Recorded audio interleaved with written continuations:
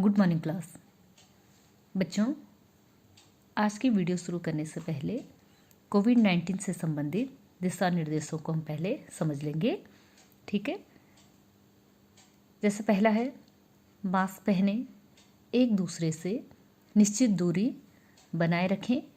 निश्चित दूरी बनाए रखें यानी कम से कम 6 फीट की दूरी एक दूसरे के बीच में होनी चाहिए, तथा अपने हाथों को स्वच्छ रखें।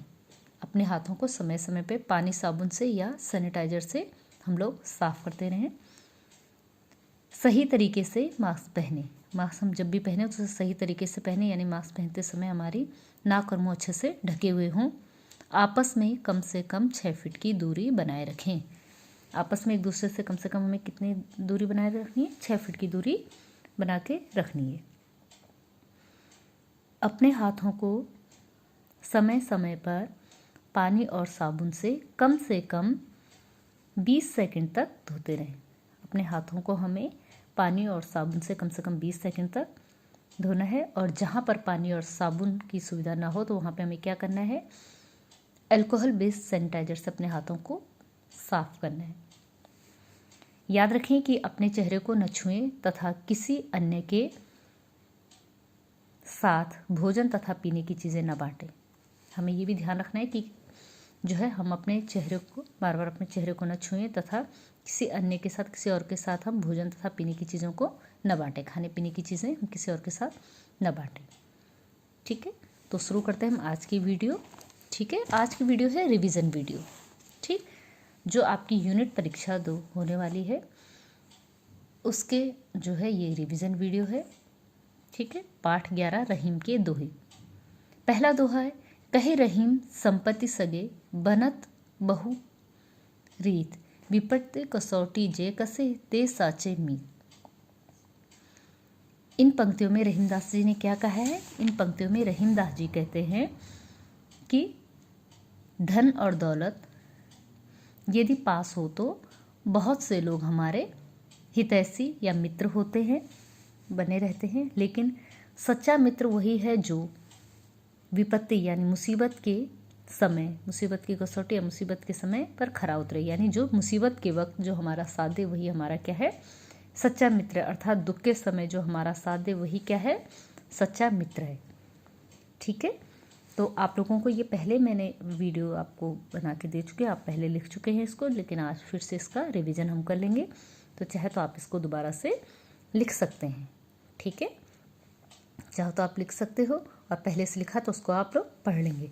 दूसरा दो है, जाल परे जल जात बही तज मीनन का मोह, रहमन मछली नीर को तहो न छाड़े मोह।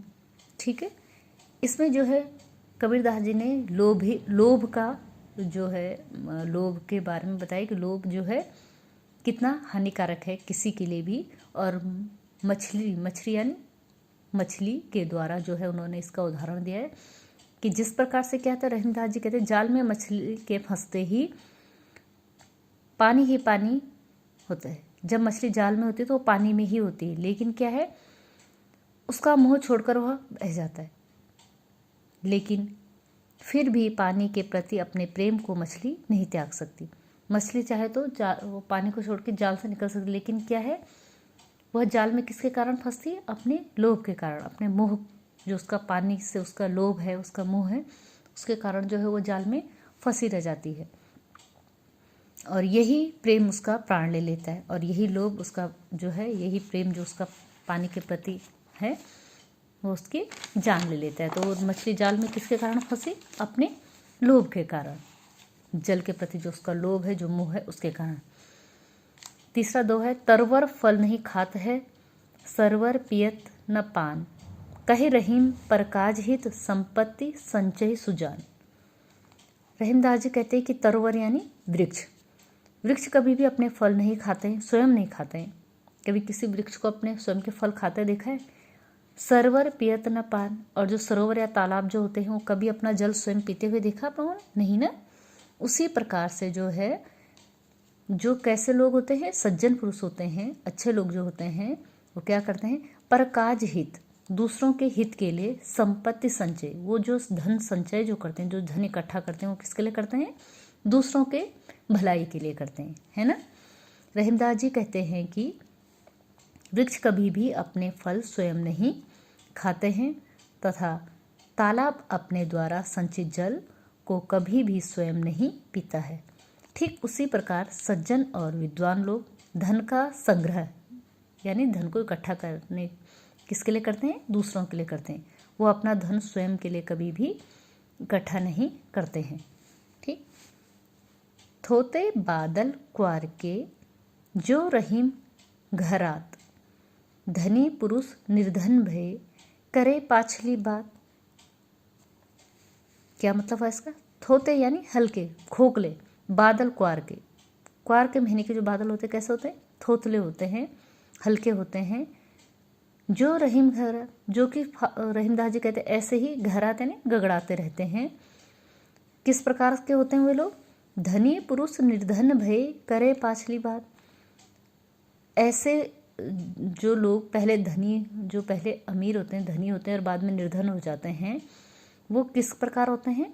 क्वार के थोतले खोखले बादलों की तरह होते हैं, जो अपने पीछे की बातें करते रहते हैं कि जब हम धनी हुआ करते थे तो हम ये करते थे, जब हम धनी थे तो हम वो करते थे।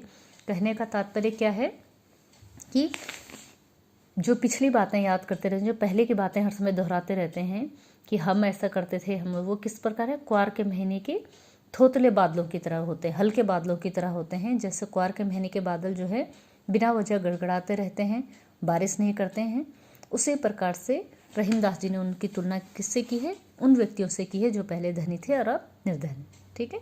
रहीमदास जी कहते हैं कि अश्विन माह, क्वार यानी अश्विन माह के नास के छाने वाले बादलों की गर्जन ना खोखली होती, यानी वो खोखले होते हैं, वो बारिश नहीं करते, वो सिर्फ आवाज़ करते हैं क्योंकि वे बरसात नहीं करते।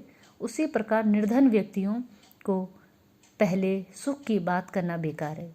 जो निर्धन पहले धनी व्यक्ति थे और अब निर्धन है, उन्हें पहले के अपनी सुख की बात करना बेकार है, क्योंकि आज उसका कोई महत्व नहीं है और उनकी बात सुन के लोग सिर्फ उनका मजाक क्यों बनाएंगे, है ना। तो उन्हें अपनी पिछली बातें नहीं दोहरानी चाहिए, पिछली बातें नहीं करनी चाहिए। 5वां दोहा है, धरती की सी रीत है शीत शाम और मेघ, जैसे परे सो सहे त्यों रही यह दे। रहीमदास जी कहते कि मनुष्य की देह यानी शरीर ऐसा होना चाहिए जैसे कि धरती है। धरती कैसे है? धरती सब कुछ सहती। क्या? शीत यानी ठंड, घाम यानी धूप और मेघ बरसात। ठीक है। धरती जो है हर मौसम में, सर्दी गर्मी बरसात, हर मौसम को जो है सहती है, एक समान भाव से सहती है। उसी प्रकार से मनुष्य की यह देह, यह शरीर को भी होना चाहिए, उसे सुख दुख में एक जैसा होना चाहिए, सुख दुख को समान भाव से सहना चाहिए। रहीमदास जी कहते हैं कि